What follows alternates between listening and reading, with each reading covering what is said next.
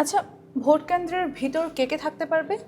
Vote কেন্দ্রের ভিতর প্রথমত তো ভোটার যাবেনই ভোট দিতে, আর এছাড়া হচ্ছে নির্বাচন কর্মকর্তারা থাকবেন যারা নির্বাচন পরিচালনার বিভিন্ন দায়িত্ব থাকবে, মূলত তারা আর কি। তারা আসলে কারা, কোন কোন অফিসাররা থাকবে? মূলত প্রিজাইডিং অফিসার, সহকারী presiding officer, polling officer, polling agent, এটা ছাড়া হচ্ছে আইন শৃঙ্খলা রক্ষার দায়িত্বে বিভিন্ন যারা থাকবেন তারা যেতে পারবেন, এবং নির্বাহী ম্যাজিস্ট্রেট তার প্রয়োজন অনুযায়ী যেতে পারবেন ভোট কেন্দ্রে। এত অফিসার ভোট কেন্দ্রের ভিতরে, এত অফিসারের কাজ কি? সবার তো তাদের নির্দিষ্ট কাজ আছেই। যেমন নির্বাহী ম্যাজিস্ট্রেটের কাজ যদি বলি, ওনার কাজ হলো ভোট কেন্দ্রে কোনো অনিয়ম হলে কিংবা জাল ভোটের ঘটনা ঘটলে উনি তাৎক্ষণিকভাবে বিচার করতে পারবেন আইন অনুযায়ী, এবং তাৎক্ষণিকভাবেই শাস্তি বা জরিমানা এগুলো দিতে পারবেন। আর পোলিং এজেন্ট?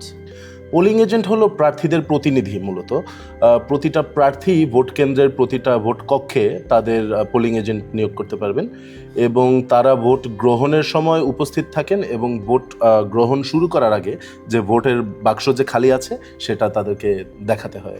তারা কি ভোট গণনার সময় উপস্থিত থাকবেন?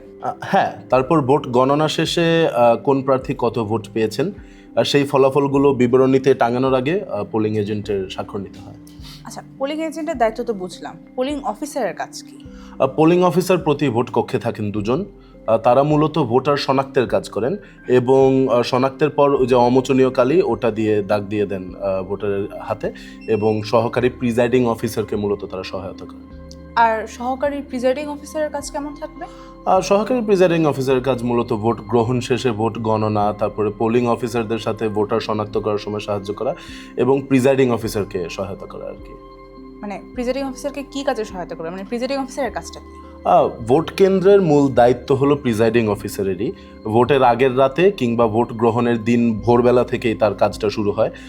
বক্স, কালি, সিল ইত্যাদি সংগ্রহ করে ভোট কেন্দ্রে সেগুলো সরবরাহ করা, তারপরে ভোট গ্রহণ ও আচরণবিধি পর্যবেক্ষণ, এগুলো সব প্রিজাইডিং অফিসারেরই দায়িত্ব।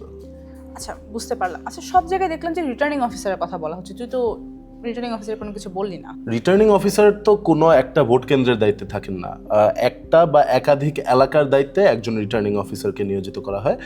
ওনার কাজ হচ্ছে মূলত আচরণবিধি দেখা বা আইন শৃঙ্খলা, এই সব কিছুই রিটার্নিং অফিসারের দায়িত্বের মধ্যে পড়ে। বুঝতে পারলাম। তার একটা নির্বাচন কতটা সুষ্ঠু হবে সেটা ডিপেন্ড করছে এতগুলো মানুষের দায়িত্ব পালনের উপর। হ্যাঁ।